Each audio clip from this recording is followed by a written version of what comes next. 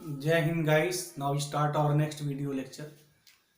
अब हम लोग CSIR नेट मैथमेटिकल साइंस का जो एग्ज़ाम आने वाला है उसको ध्यान में रखते हुए एक सीरीज चला रहे हैं रियल एनालिसिस पे, और कुछ क्वेश्चंस हम यहाँ सॉल्व करेंगे।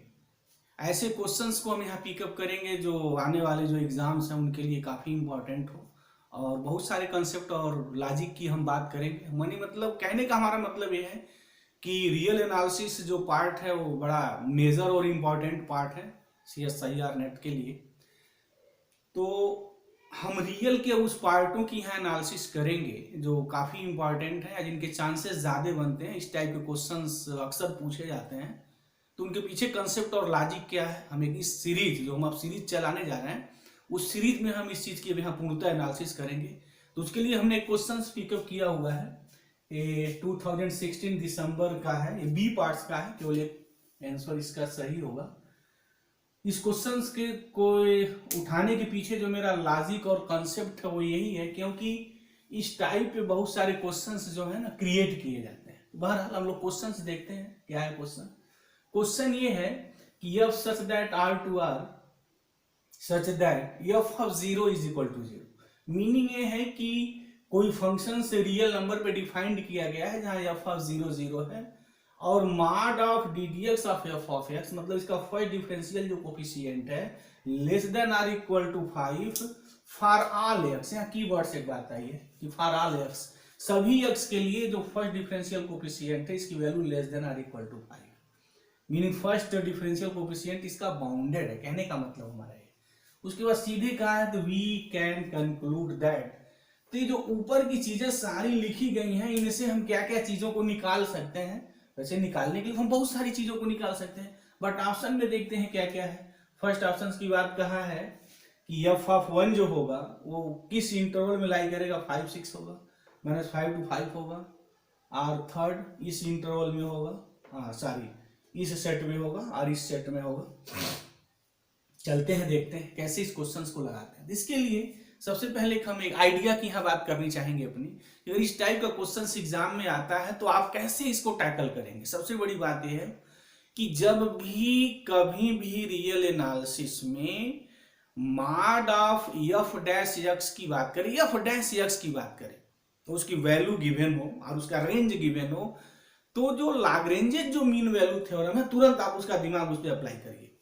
This is the indications to solve such type of the technical problem। मीनिंग है कि ये जो ddx of f of x less than or equal to 5 है, जब भी इस टाइप का कोई क्वेश्चंस क्रिएट हो तो तुरंत using the Lagrange's mean value theorem.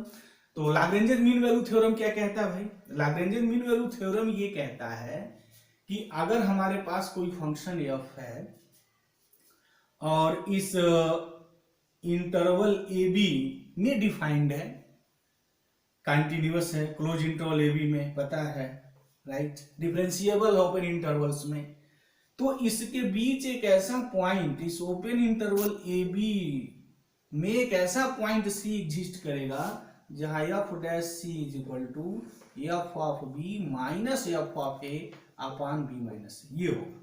This is the F dash C where C lies between A and B, जहां सी हमारा कोई नंबर होगा ए और बी के बीच में जो इस क्राइटेरिया को सेटिस्फाई करेगा। This is the known as mean value theorem और लाग्रेंजेस मीन वैल्यू थ्योरम। अब यहां कुछ ऐसी बात कही गई है और यहाँ सी कोई पर्टिकुलर पॉइंट नहीं उठाया गया है, फॉर ऑल एक्स के लिए लिखा गया है। तो चलते हैं देखते हैं क्या क्या है दिया हुआ है। एफ ऑफ 0 पे 0 दिया हुआ है, ठीक, तो किसी पॉइंट पे वैल्यू देगा ही देगा, डेफिनेटली देना ही देना है भाई। जब भी क्वेश्चंस किसी रिजल्ट पे क्रिएट होंगे तो उससे तो मिलती जुलती चीजें रहेंगी, ये कॉमन सेंस की बात है अभी इस स्तर पे। तो एफ ऑफ 0 0 गिवन है, दिस इज यानी 0 पे गिवन है, और मुझे अब जनरल यहाँ एफ ऑफ 1 की बात करनी है तो हम यहाँ 1 ले लें, ये ले लें। अब जनरल यहाँ लिखा हुआ है ddx of f of x this है, तो ये कोई हम जनरल x कंसीडर कर ले।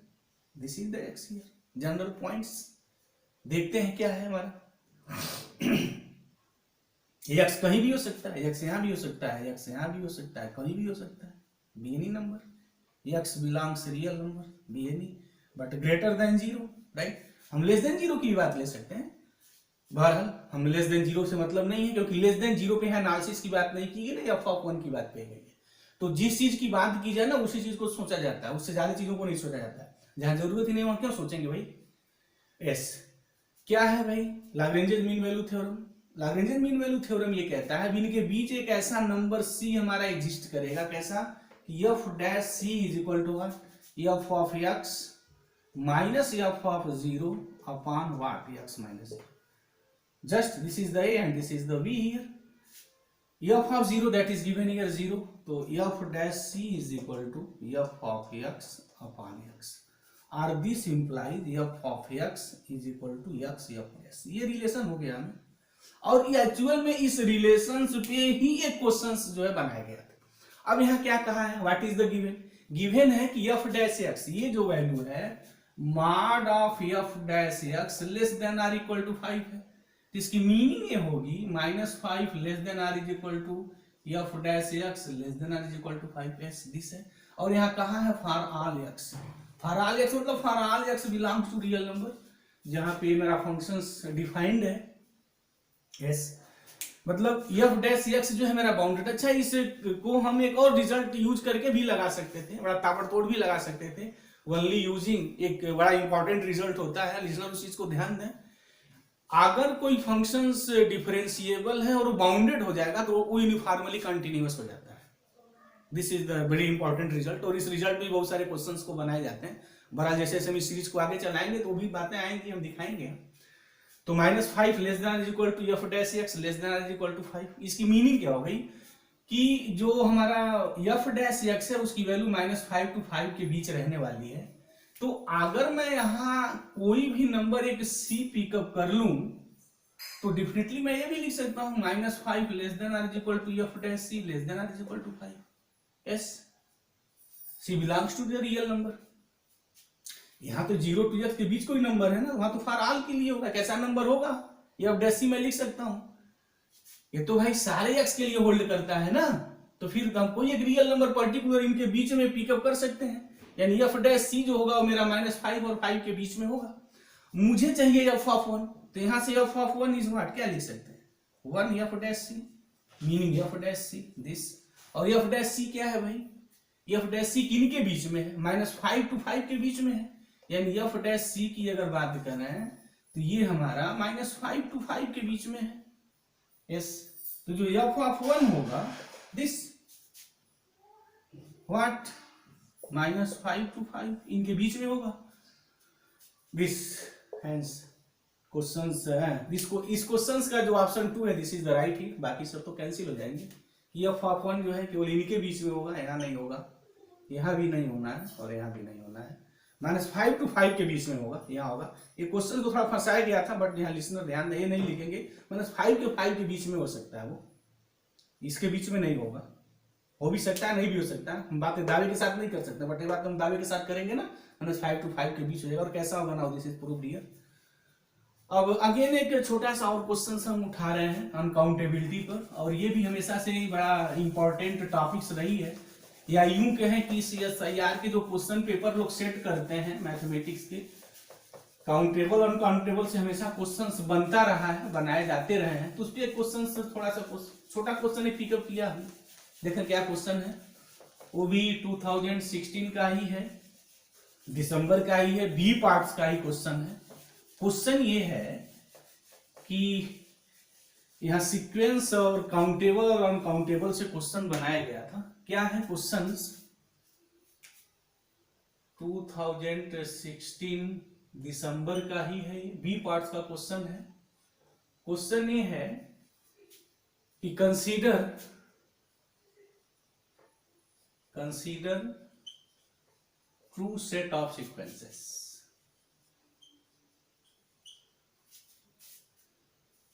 पहला है सेट एक्स, ये दिस कैसे बने हैं ये एक्सियन सच दैट एक्सियन बिलोंग्स 0, ये है। सेकेंड जो हमारा सेट बनाया गया है सीक्वेंसेसों का वो यही है, such that x n is equal to 1। अब यहाँ के बाद मेन कहानी शुरू हो रही है। xn is equal to 1 at most finitely many values of n, finitely many values of n और finitely many values of n, ये है। उसके बाद ऑप्शंस वहां बनाए गए थे। ऑप्शंस में ये बनाया गया था कि जो फर्स्ट ऑप्शंस था, ऑप्शंस में बात ये थी कि x इज अनकाउंटेबल, ये था, y इज फाइनाइट, ये अनकाउंटेबल नहीं काउंटेबल के साथ था। सेकेंड जो ऑप्शन था x is uncountable, y is countable, ये था। थर्ड ऑप्शन था x is countable, y is countable, ये बात थी। और लास्ट ऑप्शन था फोर्थ ऑप्शन, x इज, दोनों बात अनकाउंटेबल हो गई, x is uncountable and y is uncountable, ये बात थी। ये क्वेश्चन एग्जामिनर द्वारा पूछा गया था। क्या क्वेश्चन था उसको देख लेते हैं। काउंटेबल और अनकाउंटेबल्स की बात आई है। बारह हम रियल एनालिसिस में जब काउंटेबिलिटी अनकाउंटेबिलिटी पढ़ाएंगे तो काफी डीप में एनालिसिस करेंगे। अभी तो हम जो सीरीज अपना सिर्फ क्वेश्चंस की जो चला रहे हैं उसमें जो टेक्निकल चीजें हैं उसकी मैं एनालिसिस करूंगा, इतनी सी बड़ी चीजें क्लियर हो जाएंगी। Consider two set of sequences, two set of the sequences given है। पहला है x, ये सेट गिवन है, मतलब ये हो गया कि ये जो सेट x है ये है क्या, this is the collection of the all sequences. क्या मीनिंग है इसकी, थोड़ा यहां हम क्लियर कर दें। This is the collection of the all sequences whose element coming from the 0 1, यानी मतलब उसका जो मैं एलिमेंट लिखूंगा वो कहां से लिखूंगा, या तो मैं 0 लिखूंगा या 1 लिखूंगा। अच्छा, अभी इस टाइप का हम लोग सीक्वेंस कैसे बनाते हैं, ऐसे बनाते हैं एक sequence x1 x2 x3 and x1 xn and x1 this. अच्छा, इसमें नंबरिंग कितनी होती है सीक्वेंस की, सबको पता है, set of the natural number. और सेट ऑफ नेचुरल नंबर हमारा क्या है, दिस इज द काउंटेबल, एक काउंटेबल सेट होता है, set of the natural number. Meaning हमारी क्या हो गई कि x1 x2 x3 ये जो एलिमेंट है ना, these are the all countable elements. अब हम बात ये करते हैं कि हमारी चॉइस कितनी है। अब उसके चॉइस पे नंबरिंग हमारी अलग अलग हो जाएगी। तो देखते हैं सीक्वेंस हम कैसे बनाएंगे, इस क्वेश्चन को कैसे सॉल्व किया जाता है। जब भी इस टाइप का क्वेश्चन हो ना, तो आप सीधे जो 11th 12th का जो फंडामेंटल्स जो काउंटिंग प्रिंसिपल है ना, वही ये सारे डिसीजंस को क्लियर कर देता है। जो भी सारे यहाँ चीजें छुपी हुई हैं क्वेश्चंस में, क्या चीजें छुपी हुई, सारी चीजें क्लियर हो जाएंगी बिना इसको ऑप्शंस को देखे कि हम लोग यहाँ एनालिसिस कर रहे हैं। क्या आंसर इसका आएगा देख लेते हैं, उसके बाद में हम लोग यहाँ देखेंगे क्या क्या ऑप्शंस पूछे गए हैं, बड़े इंपॉर्टेंट है ये। अब यहाँ देखिए कि x1 ये जो सिंगल जो एक फर्स्ट जो एलिमेंट है सीक्वेंस का, कितना तरीका से भरा जा सकता है। तो यहाँ हमारा xn है और यहाँ n belongs to the natural number, right, 1 2 3 4 5। जैसे x1 लिखना है, यहाँ अगर 1 लिखें तो x1, तो इसकी मीनिंग क्या हो गई, इसकी मीनिंग ये होगी कि x1 बिलोंग्स 0 1। अगर मैं n is equal to 2 put करूं तो इसकी मीनिंग क्या होगी कि x2 बिलोंग्स 0 1, यानी n की जगह कोई भी अगर नेचुरल नंबर लिखेंगे तो इसकी मीनिंग क्या होगी 0 और 1। मीनिंग क्या होगी, अगर मैं x3 की जगह में भरना चाहूँ, यानी x3 की जगह क्या क्या चीजें आ सकती हैं, 0 आ सकता है, 1 आ सकता है। x2 की जगह क्या आ सकता है, 0 आ सकता है, 1 आ सकता है। x1 की जगह क्या आ सकता है, 0 आ सकता है, 1 आ सकता है। इसकी मीनिंग क्या है कि ये जो कोई भी जो प्लेस है, जो स्थान है, जो टर्म्स है सीक्वेंस के, किसी भी टर्म्स को भरने का हमारे यहाँ दो तरीका है। मतलब x1 को मैं दो तरीके से पिकअप भर सकता हूँ, x2 को दो तरीके से भर सकता हूँ, इसको दो तरीके से भर सकता हूँ, एंड दैट्स टोटल कितने हैं यहाँ, मेरा एक नाम देते हैं एलिफ नॉट, और उसको मैं ऐसे बनाता हूँ थोड़ा, this is my symbol elif naught. और एलिफ नॉट मतलब कि जो सेट ऑफ नेचुरल नंबर्स हैं उनकी जो काउंटिंग है, उस काउंटिंग नंबर को ही हम लोग एलिफ नॉट सिंबल देते हैं, this is the elif not here. तो इसको भरने का तरीका दो, इसको दो, इसको दो, और टोटल कितने नंबर्स हैं यहाँ एलिफ नॉट है। तो फिर मैथमेटिक जो प्रिंसिपल जो कहती है काउंटिंग की, वो कैसे भरेंगे, 2 इंटू 2 इंटू 2 इंटू 2। अगर सबको एक साथ भरना है तो इंटू चलता है, अगर सबको एक साथ नहीं भरना है तो प्लस का वो कंसेप्ट चलता है। जब प्लस का आएगा तो उस कंसेप्ट की हम बात करेंगे। जब भी एक हम जब सीक्वेंस लिखेंगे, या मैं क्यों इंटू लिख दूं, वो मैं क्लियर कर देना चाह रहा हूँ स्टूडेंट को, ताकि वो भी चीजें क्लियर हो जाए। क्योंकि कभी कभी वो भी चीजें क्लियर ना होने की वजह से ना वो काउंटिंग नहीं निकल पाती है। जैसे यहाँ सीक्वेंस का मतलब क्या होगा, जैसे मैं एक सीक्वेंस को एक एग्जांपल लेके बनाऊंगा, कोई सीक्वेंस में बना रहा हूं, तो फर्स्ट एलिमेंट में मैं क्या लिखूंगा, इनमें से मैं कोई एक एलिमेंट ले लूं। चलिए मैं 0 ले लिया, 0 ले लिया, 0 ले लिया, 0 ले लिया, फिर 1 ले लिया, 1 ले लिया, 1, फिर 0 1 0 1, ऐसे आप भरते रहिए, राइट दिस। तो कहने का हमारा मतलब क्या है कि इनको सबको ना एक साथ भरा गया है। तो जब किसी भी काउंटिंग में सबको एक साथ भरा जाना है तो फिर वो मल्टीप्लीकेशन चलता है। लेकिन जब अलग अलग आ जाएगा, तो जैसे मैं एक स्थान यहाँ भर रहा हूँ, एक स्थान में यहाँ भर रहा हूँ, एक स्थान में यहाँ भर रहा हूँ, और एक सीक्वेंस में कितने टर्म्स होंगे, एलिफ नॉट पूरा नेचुरल नंबर, और सबको एक साथ भर के लिखना है तो मल्टीप्लीकेशन चलता है। बट अलग अलग आएगा तो एडिशन चलेगा। तो यहाँ तो सबको एक साथ लिखना है ना, तो x1 भरने का तरीका दो, x2 को दो, x3 को दो, एंड so on। कितने टाइम्स तक भाई, how many numbers of the time, aleph naught times इतने होंगे। तो फिर कितना हो जाएगा, 2 raise to the power aleph naught, और 2 raise to the power aleph naught को हम लोग c लिखते हैं। This is the what, this is the uncountable number. 2 raised to the power alif naught is equal to c. This is the symbol, and c be the symbol what? This is the cardinality of the real numbers को हम लोग c से लिखते हैं। अच्छा, किसी open और close interval को भी हम लोग जो है वो अनकाउंटेबल होता है। बराबर, हम अनकाउंटेबल काउंटेबिलिटी पढ़ेंगे और सारी बात करेंगे, बट अभी मुझे ये बात करनी है कि इस सीक्वेंस को जो भरने का जो मेरा टोटल जो तरीका होगा, यानी इसमें कुल कितने सीक्वेंस आएंगे, 2 raise to the power aleph naught, और 2 raise to the power aleph naught c होता है, मतलब ये अनकाउंटेबल होता है, काउंटेबल नहीं होता है। यानी जो सेट x होगा ना वो अनकाउंटेबल होगा। तो फिर अनकाउंटेबल यहाँ देख लीजिए, जो लूप होल का जो प्रोसेस है पार्ट बी का, तो काम करेगा ही। मतलब अब मैं अगर यहाँ बात करूं संभावनाओं की, तो या तो 2 सही होगा या फिर 4 सही होगा। तो 2 के साथ क्या है कि y काउंटेबल किया गया है, और यहाँ y अनकाउंटेबल किया गया। अब y को देखा जाए, और इस क्वेश्चंस में y ही टेक्निकलिटी थी, बाकी x में कुछ टेक्निकलिटी थी ही नहीं। जो काउंटेबल से थोड़ा बहुत नॉलेज है काउंटेबिलिटी का, उनके लिए तो फिर ये चुटकी की बात हो गई ना कि x जो होगा मेरा अनकाउंटेबल होगा। अब मैं इसकी यहाँ बात करूंगा, तो जनरली मेन पार्ट्स यहाँ एग्जामिनर ने उठाया था सेट y के लिए। अच्छा, यहाँ भी क्या है कि यहाँ भी जो एक्शन है ना, वो एक्शन बिलोंग्स 0 1 है, राइट, छूट गया है। बट एक्शन की मीनिंग यहाँ भी जो एलिमेंट आएंगे वो 0 1 से ही आएंगे। तो अगर मैं 0 1 से मैं अगर यहाँ पिकअप करूं, तो अगेन मेरे जो होंगे वन काउंटेबल आएंगे।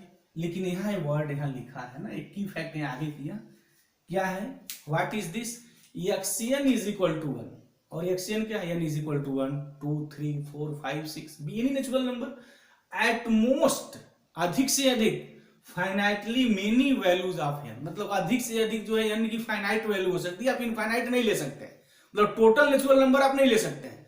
उसमें से 10 काउंट करेंगे, 100 काउंट करेंगे, 200, 10 लाख 20 लाख करोड़, जो भी लिखना है, 10 टू द पावर 50 जो भी लिखना है, मतलब जिसको आप काउंट कर सकते हैं, जहाँ काउंट की बात है वहां लिखा है ना, eight most finitely many values of n। Meaning क्या हुई कि n की जो वैल्यू है ना वो फाइनाइट लेना है, 10 लेना है, 20 लेना है, 100, 10 लाख 20 लाख जो भी लेना है।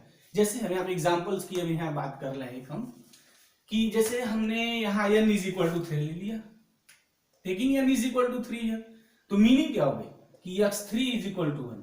मतलब ये हो गया कि ये जो सीक्वेंस मैं बनाऊंगा, जब मैं n इज इक्वल टू 3 ले लिया हूं, तो एटमोस्ट जो सीक्वेंस के जो मेरे टर्म्स हैं वो 3 जगह जो है मैं 1 1 लिख सकता हूं। तो फिर इसके बाद क्या होगा, 0 0 होगा। मीनिंग मेरी हो गई कि अगर मैं ये सेट बनाऊं तो फिर कैसे बनाऊंगा, x3 इज इक्वल टू 1, जैसे ये 1, बाकी 0 0 कर दीजिए, ऑल दी 0। ये भी मेरा हो गया ना फाइनाइटली मेनी वैल्यूज, मतलब xn is equal to 1 at most finitely many values of n, 1 जगह है। अब जैसे मैं यहाँ 2 प्लेस पे ले लूं, 2 प्लेस पे ले लूं, उसके बाद सारा 0 0 हो जाए, ये भी हो जाए। 3 प्लेस पे मैं 1 1 ले लूं, बाकी सबको यहाँ 0 0 कर दूं। तो मीनिंग मेरी क्या हो गई कि ये एटमोस्ट फाइनाइटली मेनी, जो एटमोस्ट की यहाँ बात कही गई, उसकी मीनिंग ये हो गई ना कि यहाँ फाइनाइट वैल्यूज है, दिस इज द फाइनाइट, दे भी फाइनाइट, दे भी फाइनाइट। ये टोटल नेचुरल नंबर नहीं होगा यहाँ, हम टोटल नेचुरल नंबर नहीं लिखेंगे, क्योंकि यहाँ बात कहाँ है, एटमोस्ट फाइनाइटली मेनी जन, मतलब n जो आपको लिखना पड़ेगा, 100 लिखेंगे, 200 लिखेंगे, 300 लिखेंगे, मतलब जैसे x3 = 1 लिखे हैं तो इसमें जो नंबर्स आएंगे ना वो फाइनाइट हो जाएंगे, और वो मेरे अनकाउंटेबल हो ही नहीं सकते हैं, मतलब these are the what countable, उनको मैं काउंट कर सकता हूँ, काउंट करके मैं लिख सकता हूँ। तो मीनिंग ये हुई कि ये जो मेरा सीक्वेंस बनेगा, जो ये जो सेट बनेगा सीक्वेंसेसों का, y जो इस कंडीशंस को सेटिस्फाई करेगा वो मेरा काउंटेबल होगा। तो this is the countable here. अच्छा, हम फाइनाइट भी नहीं लिख सकते हैं y, या एक बार फाइनाइट की भी आई है सारी, जब लिसनर यहाँ ध्यान दें, फाइनाइट बाय क्या लिख सकता हूँ, क्योंकि मैं ऐसे अगर सीक्वेंस को उठाऊं, कोई 3 लिख सकता है, कोई 100 लिख सकता है, कोई 10,000 लिख सकता है, ऐसे हमारा वो पूरी नेचुरल नंबर से अगर हम पिकअप करके उठाएं, this is the sense of the countable here. तो मीनिंग मेरी होगी कि जो भरने का जो मेरा जो जगह है ना, वो जो मेरा काउंटेबल है, दिस इज नॉट अनकाउंटेबल, क्योंकि यहाँ बात कही at most finitely many values of n, जैसे x3 = 1 लिख दिया, कोई x100 = 1 लिख दे, तो this is the countable here. तो कहने का हमारा मतलब क्या होगा कि x तो अनकाउंटेबल हो गया डेफिनेटली, बट y अनकाउंटेबल नहीं होगा, y इज काउंटेबल हियर। तो जो हमारा ऑप्शन 2 है वो मैं बात यहाँ लिखूंगा। अच्छा, एक बात यहाँ और हो सकती है, ये फाइनाइट और अनकाउंटेबल में प्रॉब्लम हो सकती है, लेकिन यहाँ ऑप्शन 1 तो 2 कोई मारेगा ही नहीं, क्योंकि y फाइनाइट मेरा हो सकता है डेफिनेटली 100%, क्योंकि काउंटेबल का जो सेंस होता है ना, वो काउंटेबल का सेंस का मतलब भी ये नहीं है कि किसी सेट में नंबर इनफाइनाइट नहीं है। अगर कोई भी सेट नेचुरल नंबर के साथ 1-1 ऑन टू मैपिंग, कोई एक मैपिंग अगर एग्जिस्ट करती है, तो वो सेट को हम लोग काउंटेबल कहते हैं। कोई सेट काउंटेबल कब कहा जाता है, या तो उस सेट में फाइनाइट नंबर हो और नेचुरल नंबर के साथ 1-1 करेस्पॉन्ड, 1-1 ऑन टू कोई एक मैपिंग उनके बीच डिफाइंड हो जाए, जो 1-1 ऑन टू हो जाए, तब मैं कहता हूं कि दिस सेट इज काउंटेबल। मतलब क्या, उसको नेचुरल नंबर के करेस्पॉन्ड हम नंबरिंग कर सकते हैं, 1 कर सकते हैं, 2 कर सकते हैं, 3 कर सकते हैं। तो जो नंबरिंग करने का जो मेरा प्रोसेस है ना, इसी को हम लोग काउंटेबल की बात करते हैं। भले जब हम लोग काउंटेबिलिटी पढ़ाएंगे तो बड़ा वहाँ डीप में लेक्चर की बातें आएंगी, बट यहाँ भी तो मेरा लक्ष्य इस चीज को लगाना और इस चीज को क्लियर करना। अगर ऐसे क्वेश्चन आएंगे तो कैसे वो हमारे लिसनर उस चीज को ध्यान में देंगे। तो यहाँ फाइनाइट भी हो सकता है डेफिनेटली, लेकिन अब यहाँ कह रहा है कि x काउंटेबल, तो काउंटेबल है नहीं, वो तो 1 काउंटेबल, इसलिए कैंसिल हो गया, ये चीज तो लिखेंगे नहीं। x इज काउंटेबल, यहाँ y इज काउंटेबल, और काउंटेबल में दोनों बात आती है, वो फाइनाइट भी हो सकते हैं नंबर ऑफ द एलिमेंट्स, और इनफाइनाइट भी हो सकते हैं, बट वो नंबर जो इनफाइनाइट होंगे ना, वो मेरे काउंटेबल होंगे। काउंटेबल इन द सेंस है कि अनकाउंटेबिलिटी तो एक्चुअल में बहुत बड़ी चीज है, बट दिस इज द, जैसे यहाँ ये 1-2 में ओपन इंटरवल लिख दूं ना, तो ये हमारा अनकाउंटेबल सेट होता है डेफिनेटली, दिस इज अनकाउंटेबल। तो बहरहाल अगर यहाँ ये अनकाउंटेबल रहता, फाइनाइट रहता, और यहाँ अनकाउंटेबल और यहाँ काउंटेबल रहता, और ये पार्ट सी का अगर एक क्वेश्चन होता, तो दोनों ऑप्शन मेरे सही है। बट यहाँ पार्ट बी का है, तो यहाँ तो काउंटेबल आ गया, तो खुद क्लियर ही कैंसिल हो गया, कहने की जरूरत ही नहीं है। तो लिसनर, आई थिंक ये चीज क्लियर हुई होगी। तो जब भी ऐसे क्वेश्चंस आए, तो जैसे हमने तरीका बताया है सोचने का, ऐसे सोच के वो लगाए, तो जब भी इस टाइप कोई क्वेश्चंस बनेगा, यू कैन इजीली सॉल्व, बहुत उसको इजी वे में आप टैकल कर सकते हैं। तो thank you very much guys, जय हिंद।